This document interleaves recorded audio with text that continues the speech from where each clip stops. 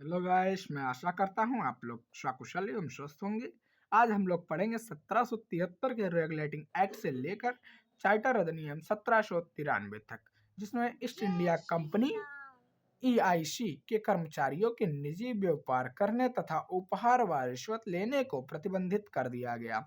East India company पर British सरकार का नियंत्रण बढ़ा दिया गया। अब निर्देशक मंडल सीओडी द्वारा ईस्ट इंडिया कंपनी के राजस्व, सिविल और सैनिक मामलों की जानकारी ब्रिटिश सरकार को दी जाने लगी। रेगुलेटिंग एक्ट 1773 में कुछ संवैधानिक महत्व हैं, उनको भी हम लोग अपने मद्देनजर रखते हैं, जिसमें ईस्ट इंडिया कंपनी के कार्यों व नियमों पर नियंत्रण लगा दिया गया। किसके द्वारा लगाया गया? ब्रिटिश सरकार के द्वारा। पहला कदम और पहली बार ब्रिटिश सरकार जो कदम था, ये पहली बार रखा गया। पहली बार कंपनी के राजनीतिक व प्रशासनिक कार्यों को मान्यता दी गई। ईस्ट इंडिया कंपनी को पहली बार राजनीतिक व प्रशासनिक कार्यों को मान्यता दिया गया। भारत में केंद्रीय प्रशासन की नींव जो है, ये पहली बार रखी गई। कब रखी गई? 1773 के रेगुलेटिंग एक्ट के माध्यम से।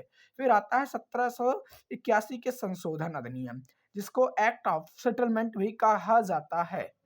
एक्ट ऑफ सेटलमेंट भी कहा जाता है, जिसमें गवर्नर जनरल और उसकी कार्यकारी परिषद को सुप्रीम कोर्ट की अधिकारिता से बाहर कर दिया गया।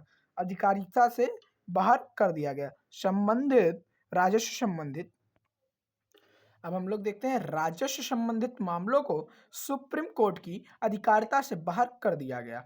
फिर आता है प्रांतीय न्यायालयों के अपील पर अब गवर्नर जनरल और परिषद में की जा सकती थी, सुप्रीम कोर्ट में नहीं की जाएगी। क्या? प्रांतीय न्यायालयों से अपील अब गवर्नर जनरल और परिषद जनरल की जा सकती थी, सुप्रीम कोर्ट में नहीं की जा सकती थी। सुप्रीम कोर्ट की अधिकारिता कलकत्ता के सभी निवासियों पर लागू कर दिया गया या कर दी गई।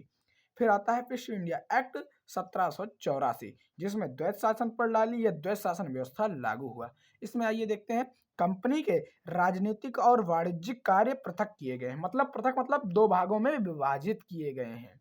द्वैत शासन प्रणाली व्यवस्था, नियंत्रक मंडल जिसमें राजनीतिक मामले आते हैं, या निर्देशक मंडल जिसमें वाणिज्यिक मामले आते हैं।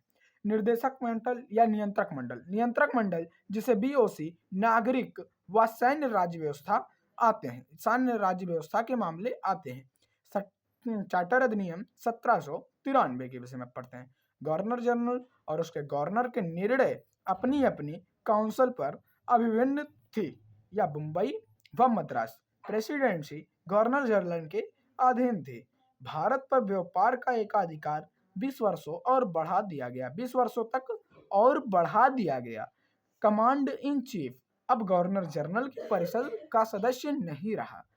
नियंत्रक मंडल जिसे बीओसी या बोर्ड ऑफ काउंसिलिंग का भुगतान भारतीय राजस्व, भारतीय राजस्व से पर या भारतीय राजस्व पर आश्रित भारित कर दिया गया। धन्यवाद। वीडियो अच्छी लगी हो तो लाइक करें, कमेंट करें, शेयर करें।